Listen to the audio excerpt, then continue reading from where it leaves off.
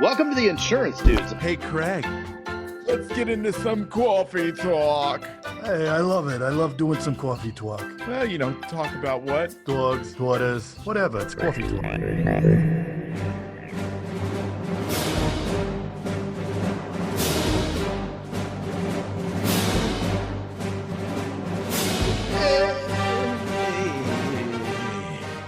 Coffee talking. What's up? I got some coffee. I got some talking. Well, So, you have about a month has gone by. yes, Open the doors of your scratch. yes. I have 2 days until I open the doors of my scratch. Did you itch that scratch? Oh, I'm itching it. I'm itching, I'm itching it all right. I have 6 LSPs, a sales manager, and myself. Ooh. Ah. Committing about 500 a day to leads. Ooh. Ooh. Have some telemarketers. Ooh. So what am I missing? I would say, I had a talk with my team today, and it kind of went off on a tangent about kind of that inner voice that we have, that inner monologue, right? And we're always, they always say you're the combination of the 5 people you hang out with. Well, They yes, do always say that. they do. All of them. Somebody on the internet says that. Internet people. Yes. And what's interesting, that is true. We are highly influenced, but one of the people that influences us the most within that inner circle is ourself. How much do we talk to ourselves and we say, oh, I shouldn't have done that? Or, oh, I can't believe I'm so dumb. Or that inner monologue that we have, oh, this is never going to work, especially with a scratch, right? There's so much stuff to do. There's no way I'm going to get this done. Well, the power of influence, we literally talk ourselves into or out of whatever result that we want. Yeah. Talk ourselves into mediocrity. Yeah, all the time with those limiting beliefs. Yeah. Yeah, so it was one of those things. It's like a lot of people think, and I used to think that, affirmations are hokey. Cheeseball.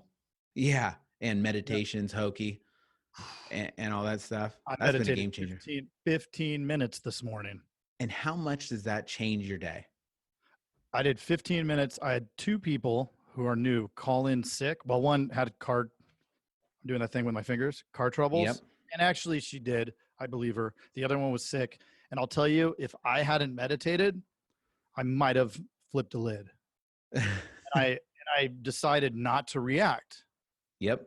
That's something that you learn from the meditation is these thoughts and things and reactions all are constantly coming in, right? They're constantly from wherever they come, but you know how to handle them a lot better and you have more clarity around that if you're pushing them out. And I didn't mean to go down the rabbit hole on meditation with you, but no, but that's it.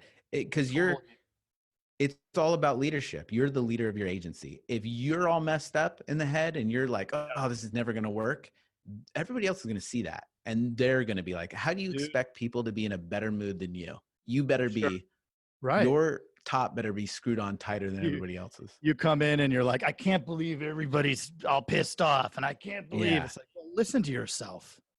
Right?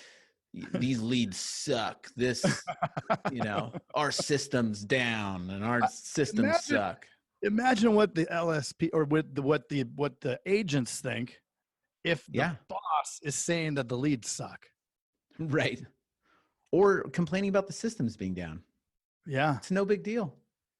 It's no big deal. Yeah.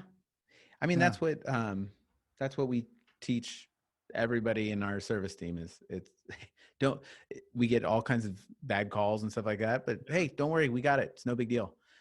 And that's the same kind of thing that not only we need to tell our clients because we're taking on the burden of what needs to be done on the insurance side, but we also need to be doing that with our team. We are the team leaders. Leadership is everything. Have you talked about meditation to your team?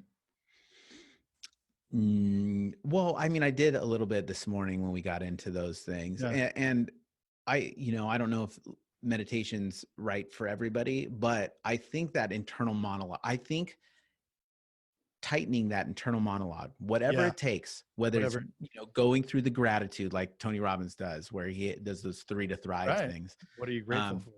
Yes, because it's really hard to be ungrateful when you're thinking of all the stuff that you are grateful for, everything in your life that's positive.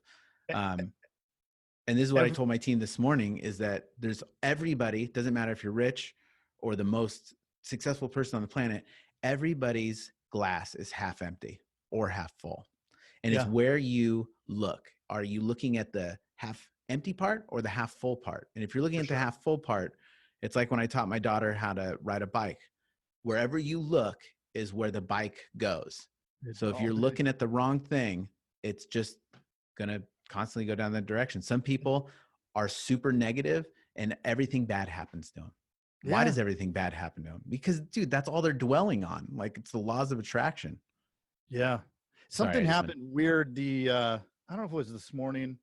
No, it was yesterday morning when I did not meditate. And just like 1 or 2 things that weren't optimal happened in a row. And I just thought, oh, here goes. Here comes this shitty day. And then I was like, whoa, whoa, whoa. Beep, beep, beep. Pump the brakes, slow my roll. And I stopped. And I was, at least because of all the meditation, that I was aware, right? I had some self-awareness about me going down this negative rabbit hole and realizing, holy crap, man, I'm going to create my day. Am I going to react to these things that I can't control?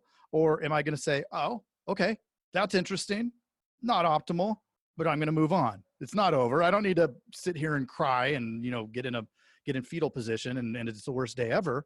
It's like, okay, well, that happened, right? Like traffic, right? You get cut off. You can blow a gasket, or you can say, well, they must be in a hurry. Yep. Yeah. And I think it's not something that, when it comes to those things, it's not something that it's a set it and forget it, just like everything else is. It's something that you constantly need to tune. We're constantly telling other people positive stuff, or, well, some people negative stuff, but tell ourselves positive stuff. Like, we need to keep going. The better mind frame we are in, the better, our wives, our families are going to react, and our team and everything else. So taking time to adjust ourselves might be the most important thing for creating the results that you want. Thanks to you, I started implementing 2 meetings a day, right? We have a morning meeting, we have a 9 a.m. and we have a 3 p.m. and everybody's ready. Like we hop on, and it's been 2 weeks. It's part of the program. Like, everybody is used to it. And I started yesterday at 3. I just said, hey, name 1 thing you're grateful for. And everybody paused and thought, but it was, I know you're gonna make fun of me, but it was so powerful to see 100%. Them say it. And everybody's like, and then people started clapping. Like, they were all clapping for each other. And I'm like, this is freaking awesome. Right? Like, yep. And that's that culture piece. Like, if you can help improve people's lives, kind of like when we're selling insurance, if you can help improve their lives, you have a client for life. If you can help improve the people's lives that are on your team, you might have an employee for life, or a team member for life, or somebody that can, it doesn't have to be this employee boss relationship and we're firing people and we're hiring people. It can be more this, where we're all helping each other. Yeah. You don't have to be Darth Vader stomping around. You could be Yoda. Right? Be Yoda. I love Yoda, it. Not Darth Vader. Yeah. And it's also not, there's a real, monetary thing about keeping somebody as an employee for life, right? You save who knows how many tens or even hundreds of thousands of dollars if you retain somebody and they stay with you forever. But think of the impact. I remember in meeting with Jay, right? When we were talking to Jay Atkins about this, having those people that are at your agency for 10, 15, 20 years, I mean, you impact their life, right? They could have gone from job to job to job and just, not had a great career. But when you move them up the ranks as you grow into the the empire that is the Atkins agency, or even ours as ours get bigger and bigger, like how much of a positive impact you have and less headaches, right? If you retain these people and they're happy because of that culture. Yep. 100%. I love it. That might I think did we just talk with coffee? I got coffee. Is that the cherry on top of this coffee sundae? I guess so. I guess so. Thanks, so guys. Let's do it. Let's all crush it. Yeah, let's crush it. And don't forget, one way you can help us crush it is by subscribing. Ooh, yes, please do. That would be nice. And if you're over on YouTube, subscribe to that too. But know this, the Tube's audio versions, there's a few more episodes than there are on YouTube. Just because they take a little bit longer to get going. But we appreciate all of you. We love We're it. grateful for you. We are. This is one of the funnest things that we do all week. Boom. Boom. Has finding, training, and retaining the best insurance producers ever been your struggle? It's why Agency Vault built the Sales Strengths Identifier to uncover if candidates and current staff have the specific sales skills to get you top results. Try it free at www.agencyvault.com/dudes. That's www.agencyvault.com/dudes and assess your lowest performer for free. Try it now. Hey, thanks for checking out the Insurance Dudes. Hey, please subscribe. We got some really great stuff coming out.